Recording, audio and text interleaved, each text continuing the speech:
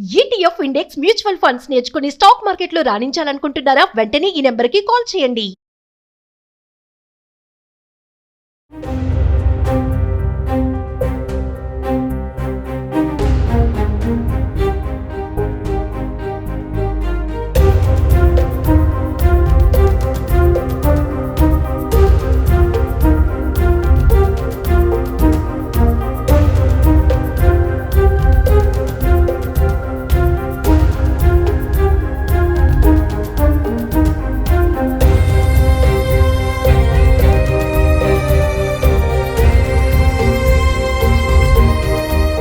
నమస్తే, welcome back to Suman TV. ప్రస్తుతం మనతో పాటు ఉన్నారు consumers welfare committee chairman Mandadi Krishnareddy గారు. సార్తో మాట్లాడు.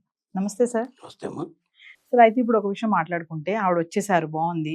మరి ఇప్పుడు నెక్స్ట్ అప్కమింగ్ ఆవిడ హెల్త్ కాంప్లికేషన్స్ ఎలా ఉంటాయి, ఎంత టైం పడుతుంది రికవర్ అవ్వడానికి? ఏజ్ పరంగా చూసుకుంటే కూడా 60+ ఉన్నారు ఆవిడ. మీరే అన్నారు ఆ ఏజ్ లో వెళ్ళడమే చాలా గొప్ప, గ్రేట్ అనేసి. మరి ఇప్పుడు హెల్త్ కాంప్లికేషన్స్ ఎలా ఉంటాయి ఆవిడకి? చాలా కాంప్లికేషన్స్ ఉండే అవకాశాలు ఉన్నాయి. ముఖ్యంగా ఏంటంటే ఎముకల పటుత్వం మొత్తం తగ్గిపోతుంది. అంటే పిల్లపిల్లగా ఇరిగిపోయేటువంటి పరిస్థితులు కూడా ఏర్పడతాయి అన్నట్టు. కాబట్టి కనీసం ఒక 100 డేస్ మినిమం నుంచి 200 డేస్ వరకు, మినిమం 100 నుంచి 200 డేస్ వరకు వాళ్ళని ఒక ప్రత్యేకమైనటువంటి సెల్లోనే ఉంచుతారు. వాళ్ళు బయటికి ప్రపంచానికి రానివ్వరు వాళ్ళు.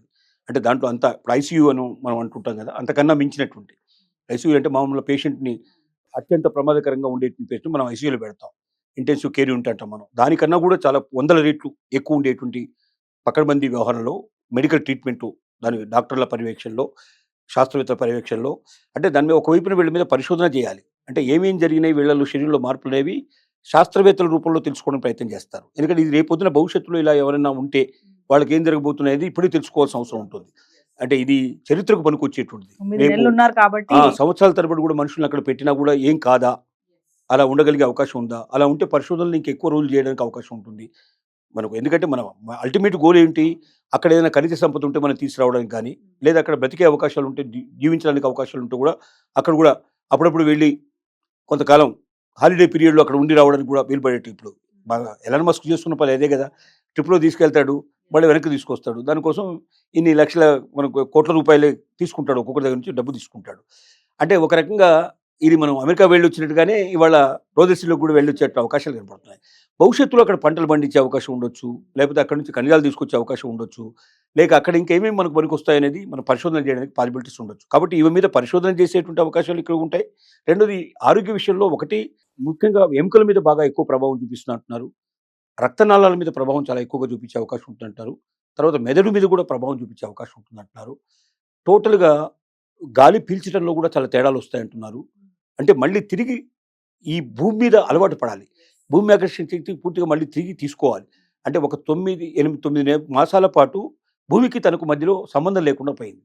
అంటే గురుత్వాకర్షణ శక్తి, భూమి ఆకర్షణ శక్తిని కోల్పోయింది. అది సడన్గా ఒకసారి ఆ ఆకర్షణ వచ్చినా కూడా శరీరం దానికి తట్టుకోవడానికి సిద్ధంగా ఉండాలి. ఈ జరిగే మార్పులన్నింటినీ మొత్తం టోటల్గా చెక్ చేసి దీనికి ఏ రకమైన మందులు, ఏ రకమైనటువంటి వాళ్ళు వ్యాయామం కూడా చేయిస్తారు. ఇదంతా చేయించి రికవర్ అయిపోయి మామూలు మనిషిగా మారిన తర్వాతనే జనజీవితంలోకి పంపిస్తారు. ఈ లోపల పరిశోధకులు పరిశోధన చేస్తూనే ఉంటారు, డాక్టర్లు మెడిసిన్స్ ఇస్తూనే ఉంటారు, వాళ్ళకి వ్యాయామం చేయించే వాళ్ళు వ్యాయామం చేస్తూ ఉంటారు. అన్ని వైపులు తన రికవరీ ఎంత స్పీడ్గా కలిగితే అంత స్పీడ్గా పూర్తి చేస్తారు. ఒక కుటుంబ సభ్యులను మాత్రం ఎవరిని పంపరు. ఆ కుటుంబ సభ్యులు కూడా దగ్గరికి రాణిస్తారో లేదో తెలియదు, కనీసం చూడడానికి అవకాశాలు అట్లాంటివి కలగడానికి మాత్రం పాసిబిలిటీస్ ఉండే ఛాన్సెస్ ఉన్నాయి. ఇది జరుగుతున్నట్టు విషయం. అంటే రీసెర్చ్ చేస్తారు ఖచ్చితంగా. మరి ఎందుకు పంపించారు 9 మాసాల పాటు? అంటే 9 మాసాలు వాళ్ళు ఉండాలని కోరుకోలే, కానీ అనుకోకుండా వచ్చిన అవకాశాన్ని వదిలిపెట్టరు.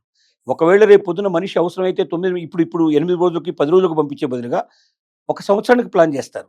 ఓ 9 మాసాలకి 9 మాసాల నుండి వచ్చిన 2 వ్యక్తులు ఏమీ కాలేదు, క్షేమంగా భూమి మీద దిగారు, ఒక 3 మాసాల్లో కోలుకున్నారు, 4 మాసాల్లో కోలుకున్నారు, ఇంకా వీళ్ళకి ప్రాబ్లం లేదు, ఇంకా వీళ్ళు చక్కటి జీవితం గడపగలిగే అవకాశం ఉన్నాయని నిర్ధారణకు వస్తే ఇక నుంచి నెలలు, రోజుల తరబడి ఉండదు, ఇక నెలల తరబడి, సంవత్సరం తరబడి కూడా పంపించడానికి సాహసం చేస్తాం. మామూలుగా ఇంకోటి సార్, మనం 2 రోజులు, ఒక్కరోజు చాలండి, ఒంటరిగా ఉంటేనే పిచ్చెక్తా ఉంటది కదా మనకి. మామూలుగా 9 నెలలు ఇద్దరే ఉన్నారు, ఒంటరి లైఫ్. అక్కడ మెంటల్లీ కూడా ఆవిడకి కాంప్లికేషన్స్ ఉంటాయి కదా? డెఫినెట్గా ఉంటాయి, కానీ కొంతవరకు అంటే ప్రమాదంలో ప్రమోదం అన్నట్టుగా ఆ వాతావరణం ఏమవుతుందంటే ఇంత ఆలోచనలకు తావివ్వడం కూడా కష్టం అవుతుంది. అంటే మెదడు కూడా పరిమితంగా పనిచేసే అవకాశం ఉంటుంది, ఆలోచనలు కూడా పరిమితంగా పనిచేసే అవకాశాలు ఉంటాయి. ఇక్కడ భూమి ఆకర్షణ శక్తి మనిషి మీద పనిచేసేవి చాలా ఉంటాయి.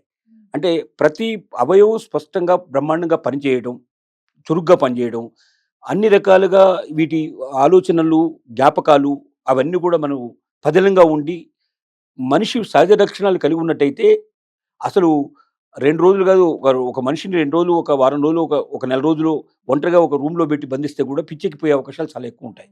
అసలు ఒంటరిగా గదిలో కూర్చోవడం కాదు, అసలు ఒంటరితనంతో బతుకుతున్న వాళ్ళు చాలామంది డిప్రెషన్‌లోకి వెళ్ళిపోవడం, ఆత్మహత్య చేసుకోవాలని కోరుకోవడం కూడా మనం చూస్తున్నాం.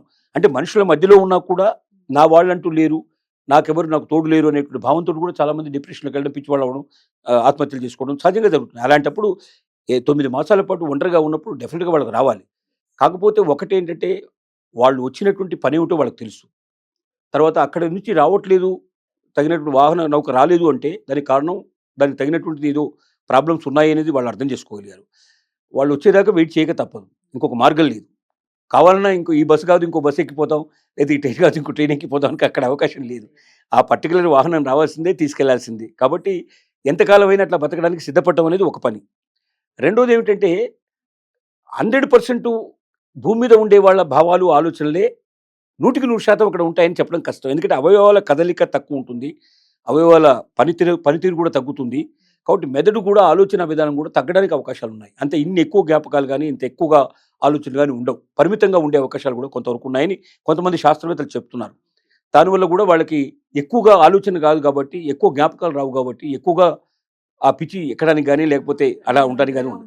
ఇంకోటి ఒక్కరుంటే ఇంకెంత ఘోరంగా ఉండదో తెలియదు కానీ, ఇంకొక మనిషి అన్న కనీసం ఉండడం వల్ల కనీసం వాళ్ళు ఎక్స్ప్రెస్ చేసుకోవడం కానీ, చెప్పుకోవడం కానీ, ఏదైనా దానికి పాసిబిలిటీస్ వాళ్ళకి కొంచెం దగ్గరగా ఉన్నాయి. కనీసం ఇంకొక మనిషి కనబడితే నాలాంటి వాడు ఇంకొకడు ఉన్నాడు, నేనే కాదు ఇంకొకరు అనుభవిస్తున్నారు అనుకున్నప్పుడు అదొక ఆనందం, అదొక సంతోషం. ఇంకా అంటే ఎక్కువగా బాధపడకుండా ఉండడానికి అదొక మార్గం కూడా అని మనకు అనిపిస్తుంది. ఎస్. Thank you sir.